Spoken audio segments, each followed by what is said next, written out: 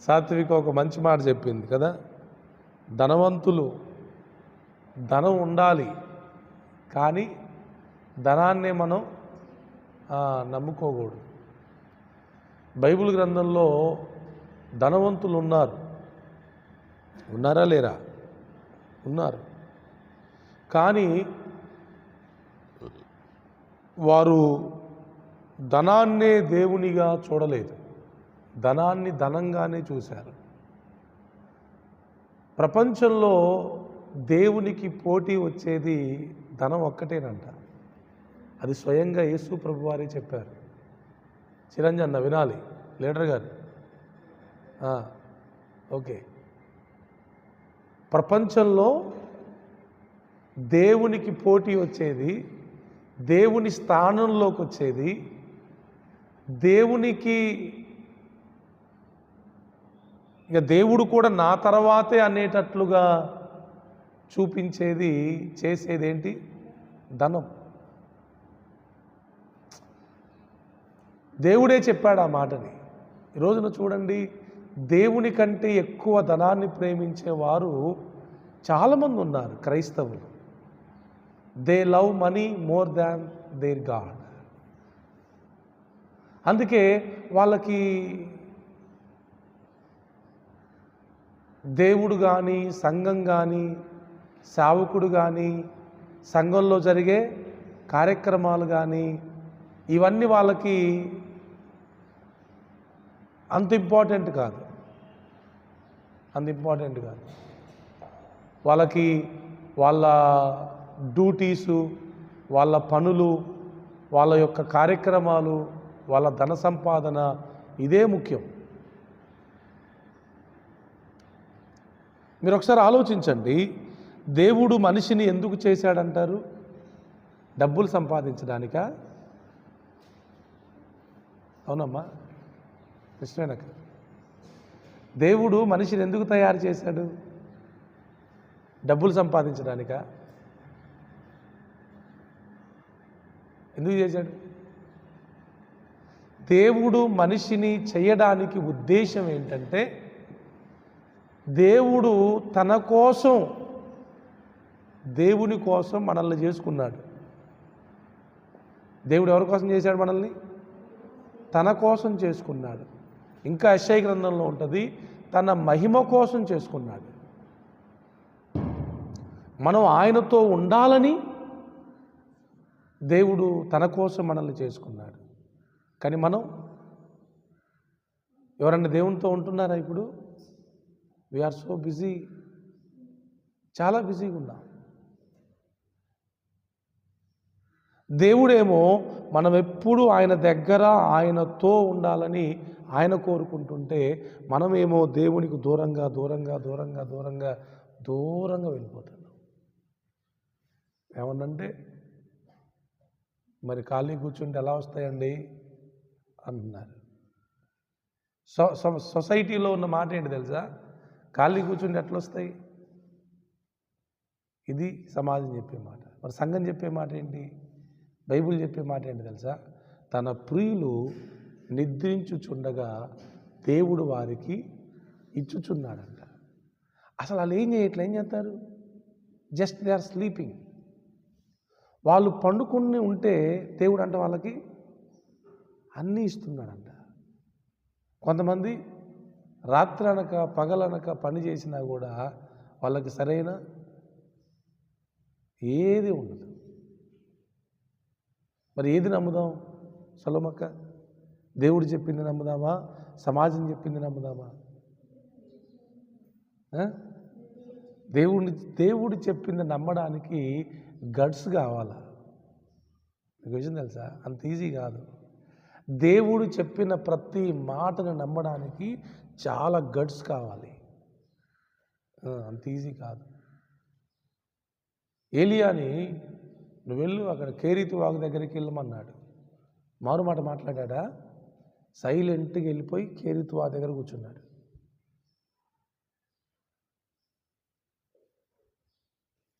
అంతే, అక్కడికి వచ్చేసింది ఆహారం. వచ్చేసిందా లేదా? దేవుడు వెళ్ళమన్న స్థలానికి వెళ్ళి, అంటే దేవుని మాటకు విధేయత చూపెట్టాడు. దేవుడు తనకు కావలసింది దేవుడిచ్చాడు. ఒక మాట గుర్తుపెట్టుకోండి, దేవుడు మనకి ఏదైనా ఇవ్వాలి అంటే ముందు మనం దేవునికి విధేయులం అవ్వాలి. దేవుని దగ్గర నుంచి ఏదైనా పొందుకోవాలంటే ఖచ్చితంగా ఆ వ్యక్తికి దేవుని దగ్గర విధేయత చూపెట్టే మనసు ఉండాలి. నన్ను అసలు ఒక 2 రోజుల నుంచి ఒక విషయం చాలా కలిచి వేస్తూ ఉంది. జ్యోతిబాబు గారని ఒక దైవజనుడు, మీ అందరికీ చెప్తూనే ఉంటాను, ఆయన యాక్ట్స్ క్లాస్కి వస్తూ ఉంటాడు మనుగురు. ఆయన మొన్న చేసిన, అసలు ఆయన చూపిన విధేయతకి నాకు ఇప్పటికీ నేను సరిగా కోలుకోవట్లా. ఇంత విధేయత ఉంటుందా అని. ఇంతకేం చేశాడంటే ఆయన, వాళ్ళ ఆత్మీయ నాయకుడు ఉన్నాడు, బిషప్ గారు, పెద్ద ఆయన. జ్యోతిబాబు గారికి ఫోన్ చేసి అన్నారంట, జ్యోతిబాబు మనం 14వ తారీఖు ఒరిస్సా వెళ్ళాలి, మిషనరీ ట్రిప్కి సిద్ధపడు అన్నాడంట. సరే అయ్యా అని ఆయన బ్యాగ్ అంతా చదువుకున్నాడు. ఆయనతో పాటు ఒరిస్సా వెళ్ళిపోయాడు. ఒరిస్సా వెళ్ళిపోయిన తర్వాత అక్కడ సందర్భంలో మాట మీద మాట వచ్చి 14వ తారీఖు జ్యోతిబాబాయ్ గారి దగ్గర ఇలపర్లో యేసే నా పరిహారి అనే ఒక పెద్ద కార్యక్రమం జరుగుద్ది. ప్రతి 14కి ఒక పండగలాగా అక్కడ ఎవ్రీ మంత్ 14కి యేసే నా పరిహారి అనే పేరు మీద కొన్ని వందల మందితో అక్కడ కార్యక్రమం జరుగుతుంది. అది చాలా సంవత్సరాల నుంచి చేస్తున్నారు. జ్యోతిబాబాయ్ గారికి అది చాలా ఇంపార్టెంట్ అది. కానీ తన పైనున్న నాయకుడు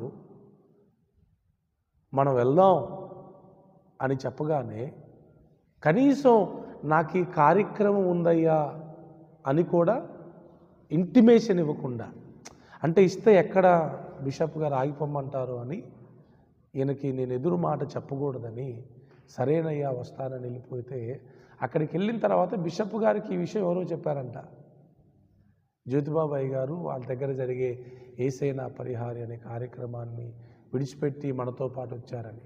బిషప్ గారికి కూడా తెలుసు 14వ తారీఖు జరుగుద్దని, కానీ కొంచెం పెద్ద వయసు కాబట్టి ఆయన మర్చిపోయారు. ఈ విషయం ఆయనకి తెలిసిన తర్వాత ఆయన అన్నారంట, అయ్యా జ్యోతిబాబు ఒక మాట నాకు చెప్పుండాల్సింది నువ్వు, కనీసం నాకు ఈ కార్యక్రమం ఉందని కూడా నువ్వు ఎందుకు చెప్పలేదయ్యా అని అంటే ఆయన నవ్వి ఏం మాట్లాడలేదంట. అరే చెప్పుంటే నేను వేరే డేట్ మార్చేవాడిని కదా, లేకపోతే నిన్ను వదిలేసి వచ్చేవాడిని కదా. చూసారా, అంటే తన పైనున్న నాయకునికి ఆయన ఎంత లోబడుతున్నాడో చూసారా. ఒక్క మాట ఫోన్ చేసి మనం వెళ్ళాలంటే అన్నీ వదిలేసుకొని ఆయనతో పాటు వెళ్ళిపోయారు. ఆయన చాలా పెద్ద స్పీకర్, ఆయనకి ఎన్నో కార్యక్రమాలు ఉంటాయి. చూడండి ఆ విధేయతను చూడండి. ఈ రోజున దేవుడన్నా దేవుడి సేవకులన్నా కూడా అటువంటి విధేయతను చూపెట్టే క్రైస్తవులు చాలా తక్కువ మంది ఉన్నారు. దేవుని ఆశీర్వాదాలు మనం పొందుకోవాలి అంటే ఖచ్చితంగా మనం విధేయతను చూపెట్టేవారిగా ఉండాలి. అబ్రహామును దేవుడు పిలిచామన్నాడు, నేను చూపించే దేశానికి వెళ్ళు అన్నాడు. అబ్రహాము దేవుడు తనను పిలిచినప్పుడు ఆయనకి ఏ మారు మాట మాట్లాడకుండా వెళ్ళిపోయాడా లేదా? ఈ రోజున అబ్రహాము గురించి మీకు లాస్ట్ టైం చెప్పాను నేను. ఈ రోజున అబ్రహాము గురించి మూడు తెగల ప్రజలు అబ్రహాము మా తండ్రి అని అబ్రహాముని చెప్పుకుంటున్నారు. ఇశ్రాయేలీలు మా తండ్రి అంటారు అబ్రహాముని. ముస్లిమ్సు మా తండ్రి ఇబ్రహీం మా తండ్రి అంటారు. క్రైస్తవులు మనమేమంటాను, మాకు కూడా అబ్రహాం తండ్రే అంటున్నా. 3 జాతుల ప్రజలు అబ్రహాం మా తండ్రి మా తండ్రి మా తండ్రి అనుకోవడానికి సింపుల్ రీజన్ ఏంటంటే దేవుడు పిలిచినప్పుడు వెంటనే విధేయత చూపెట్టాడు. విధేయత చూపెట్టడం కాదు, ఏంటి, వెంటనే వెంటనే. ఇది చాలా ఇంపార్టెంట్. మీకు ఇంతకుముందు చెప్పా, ఆలస్యంగా విధేయత చూపెట్టడం కూడా అవిధేయతేనంట. తర్వాత చూద్దాంలేండి, చేద్దాంలేండి, కుదిరితే ఆలోచిద్దాం అని ఆలస్యంగా దేవునికి విధేయత చూపెట్టడం కూడా అవిధేయతతో సమానం. విధేయత వెంటనే చూపెట్టాలి.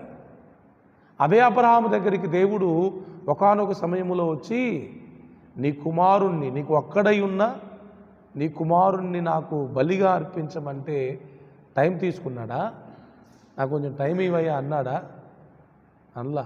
వెంటనే ఆ రాత్రికి రాత్రే బయలుదేరి తన కుమారుణ్ణి దేవునికి బలివ్వడానికి బయలుదేరి వెళ్ళిపోయాడు. అందుకే దేవుడు ఈ రోజున అబ్రహామును అనేకులకు ఆశీర్వాదకరంగా చేశారు. Praise the lord. సో నా పాయింట్ ఏంటంటే, ధనము అనే దాన్ని ఒకసారి మనం ఆలోచన చేయాలి. ధనము గురించి దేవుణ్ణి పక్కన పెట్టకూడదు. అవసరమైతే దేవుని కోసం ధనాన్ని పక్కన పెట్టాలి. బైబిల్ గ్రంథంలో చూడండి, భక్తులనబడిన వారు ఎవ్వరూ కూడా ధనానికి ప్రాధాన్యతను ఇవ్వలేదు. ఇదే అబ్రహాము దగ్గరికి వచ్చి సొదొమ రాజులు అందరూ కలిసి అంటారు, నువ్వు మమ్మల్ని మా ప్రాంత ప్రజల్ని రక్షించావయ్యా, ఇగో ఈ ధనం ఉంచుకో, ఈ యొక్క సంపద ఉంచుకోమంటే అబ్రహాం ఏమంటాడు? నాకు మీ నూలి పోగు కూడా వద్దు అని అంత పెద్ద సంపదను అబ్రహాం ఏం చేస్తాడంటే రిజెక్ట్ చేస్తాడు. చేస్తారు ఎవరైనా? డబ్బులు ఇస్తారంటే వద్దంటారా? ఇవ్వకపోతే గొడవ పెట్టుకుంటూ ఉన్నారు, కానీ ఇస్తే వద్దనే వాళ్ళు ఎవరున్నారు? ఎందుకు ఇవ్వవు నాకు అని ఫైట్ చేసే వాళ్ళు ఉన్నారు. కానీ భక్తులు అనబడిన వారు బైబిల్లో వారికి వచ్చే ధనాన్ని కూడా వాళ్ళు సింపుల్గా రిజెక్ట్ చేశారు. ఇదే మనం చెప్పుకున్న ఏలియా ఉన్నాడా? ఏలియా శిష్యుడైన ఎలీషా దగ్గరికి నయమాను చాలా డబ్బులు ధనం పట్టుకొని వచ్చాడు, బంగారం వెండి వెలగల వస్త్రాలు. ఎలీషా తీసుకున్నాడా? నాకొద్దు అన్నాడు, నాకొద్దయ్యా అన్నాడు. నేటి కాలంలో భక్తులు ఎవరు అంటే డబ్బుల్ని వద్దనే వారే భక్తులు. దేన్ని? నాకు డబ్బు వద్దు, నాకు ధనం వద్దు, నాకు దేవుడే కావాలి అనేవారు. దొరుకుతారా? దొరకరు. శాంటా క్లాస్ తెలుసా మీకు? క్రిస్మస్ తాత అవతారం వేస్తారుగా, శాంటా క్లాస్ ఒక అద్భుతమైన వ్యక్తి, మంచి ధనవంతుడు. తనకున్న ధనమంతటిని కూడా ఈ క్రిస్మస్ సీజన్లో పేదలకు, బీదలకు, కనీసం తానెవరో కూడా తెలియకూడదనే ఉద్దేశంతో ఆ వేషం వేసుకుని వెళ్ళాడంట ఆయన. అర్థమవుతుందా మీకు? ఇప్పుడు నేను ఉన్నపాటుగా వచ్చి మీకు సహాయం చేస్తే నేనని తెలిసిద్ది కదా. సో నేను కాదు మీకు తెలియకుండా ఉండాలని ఆ శాంటా క్లాస్ వేషం వేసుకొని వచ్చి ఎవరికి ఏ అవసరత ఉందో ఆ అవసరతలో వారికి ఆయన సహాయం చేసి వెళ్ళిపోయేవాడంట కదా. ఈ రోజుల్లో ఎవరేమి ఇస్తారా అని ఆశపడే ప్రజలే తప్ప నేనేమి ఇవ్వాలని ఆలోచించేవారు లేరు కదా. క్రిస్మస్కి అర్థం లేకుండా చేస్తున్నారు. ఇంకా ఏమిస్తారు అనే దగ్గరే ఉండిపోయారు క్రైస్తవులు. కానీ మనం ఆలోచించాలి, నేనేమి ఇవ్వాలి ఈ క్రిస్మస్ సందర్భముగా? ఇప్పుడు దేవునికి ఏం కానుక ఇవ్వాలి? బర్త్డే వరదమ్మా, మరి బర్త్డే బాయ్కి గిఫ్ట్లు తేవాలా లేదా? మరి ఏం తెస్తారు మీరు? అదే 10 రూపాయలు, అదే 20 రూపాయలు, అదే 50 రూపాయలు, అదే 100 రూపాయలు, అదేనా? చెప్పండి, మీ ఫ్రెండ్స్కి బర్త్డే అయితే మీరు ఎలా వెళ్తారు? మీ ఫ్యామిలీలో తెలిసిన వారికి బర్త్డే అయితే ఎలా వెళ్తారు? ఖచ్చితంగా బర్త్డే బాయ్ కానుకలు ఉంటాయా లేవా? మరి ఇప్పుడు యేసుప్రభు బర్త్డే కదా, మీరేం కానుకిస్తారు? ఏం చేస్తావు బాబు? యేసుప్రభువే ఇంకివ్వాలనుకుంటున్నారు. యేసుప్రభు కానుక ఎవరు ఇట్లా? యేసుప్రభు దగ్గరకు వచ్చి కూడా పుట్టినరోజు, యేసుప్రభు పుట్టినరోజు కూడా యేసుప్రభు దగ్గర అడుక్కోవడమే. నువ్వే ఇయ్యి నాకు, నువ్వే ఇయ్యి నాకు. దేవుడు చాలా స్పష్టంగా చెప్పాడు మత్తయి సువార్త 25వ అధ్యాయంలో అనుకుంటా,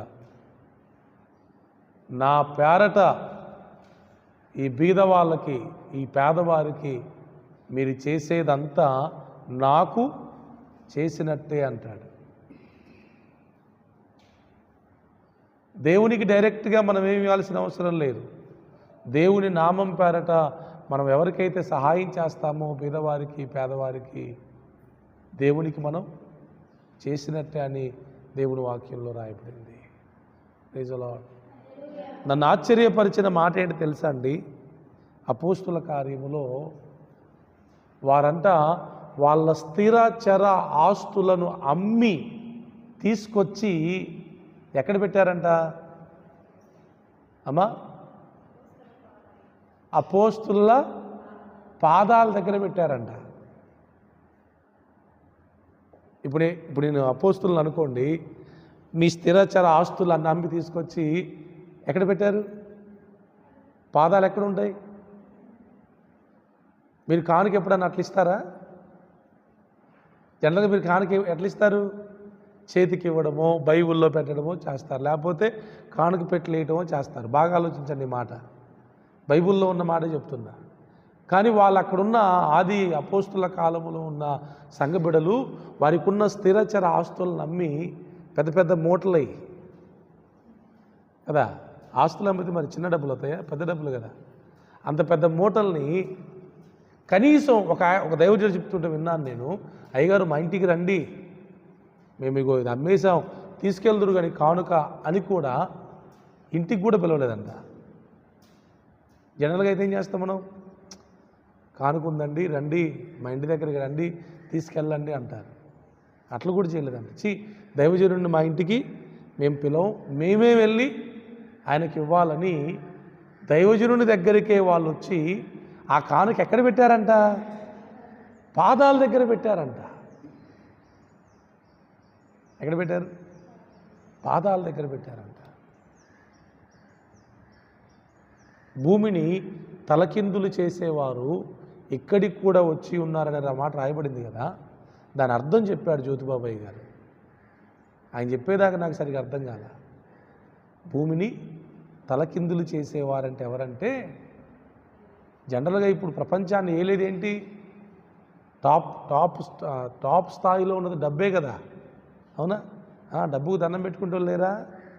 డబ్బునే పూజించేవారు లేరా? డబ్బును కళ్ళకద్దుకునేవారు లేరా? ఇంత హైలో ఉన్న డబ్బుని, అందరికంటే హైలో ఉన్న డబ్బుని వాళ్ళు కిందికి తీసుకొచ్చారంట. అప్ అండ్ డౌన్ అంటారుగా, దాన్ని తీసుకొచ్చి ఎక్కడ పెట్టారు? నేల మీద, భూమి మీద, పాదాల దగ్గర పెట్టారంట. ఇట్లున్న ధనాన్ని ఏం చేశారు? ఇట్లా తిప్పి కింద పెట్టేశారు.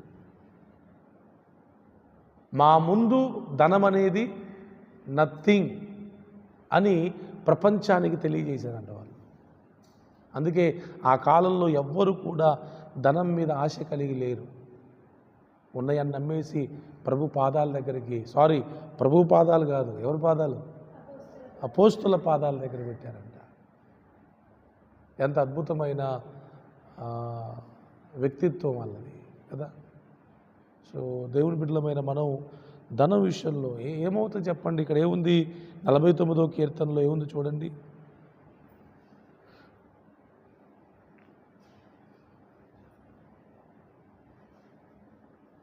రెండవ వచనం, సామాన్యులేమి, సామంతులేమి, ధనికులేమి, దరిద్రులేమి, లోక నివాసులారా, మీరందరూ ఏకముగా కూడి చెవియొగ్గుడి. దేవుని దృష్టిలో సామాన్యులైనా, సామంతులైనా, ధనికులైనా దరిద్రులైనా ఈక్వల్, దేవుని దృష్టిలో సమానమే. ధనం ఉన్నోడు ఒకలాగా, డబ్బు లేనోడు ఒకలాగా, దేవుడు ఎప్పుడూ అలా చూడలేదు, చూడడు కూడా.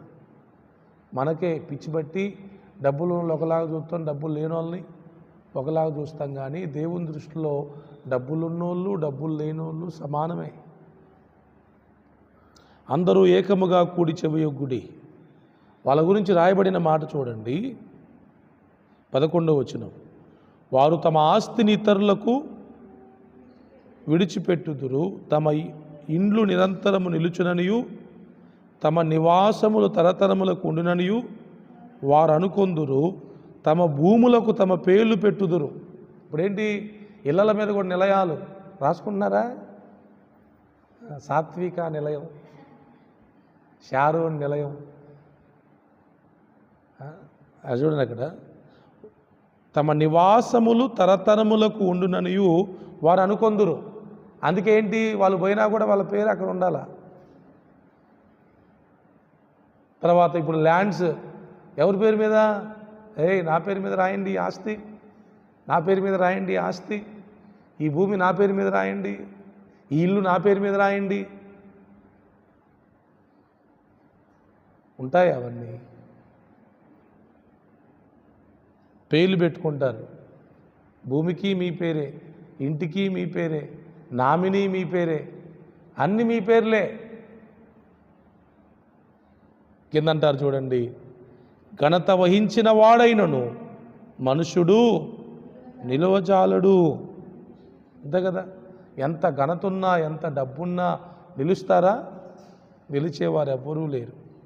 ఇంకో మాట అంటాడు అక్కడే, 16వ వచనం. ఒకడు ధనవంతుడైనప్పుడు వాని ఇంటి ఘనత విస్తరించినప్పుడు భయపడకుము. భయపడాలా? ధనవంతులు చూసి గజ గజ వణికిపోవాలా ఏంటి? కొంతమంది వణుకుతారు, ఎందుకంటే ఏమన్నా ఇత్తరేమని. వణికేదంత ఎందుకు, నిజమైన భయం ఉండి కాదు, అట్లా భయపడితే ఏమన్నా డబ్బులు 4 రాలుతారేమని, అంతే. కానీ బైబిల్ చెప్తుంది భయపడొద్దు. ఎందుకంటే 17వ వచనంలో ఉంది, వాడు చనిపోయినప్పుడు ఏమీ కొనిపోడు. చదవండి, అమ్మాట చదవండి అందరు. వాడు చనిపోయినప్పుడు ఏమీ కొనిపోడు, వాని ఘనత వాని వెంట దిగదు. తీసుకుపోతారు ఏమన్నా? ఏం తీసుకుపోయేది ఉండదు. సో ప్లీజ్, నా మాటలు మీకు అర్థమవ్వాలి. దయచేసి ధనాన్ని, మొబైల్ ఎవరిదాన్ని ఇస్తారా? ధనాన్ని ఇవ్వమ్మా. ధనాన్ని మనం ఎప్పుడూ కూడా గొప్పగా చూడకూడదు. ధనాన్ని ఎప్పుడు కూడా గొప్పగా చూడకూడదు. ఎప్పుడు మనకి దేవుడే గొప్పగా కనబడాలి. హల్లెలూయా. ఎవరు గొప్ప? ధనమా దేవుడా?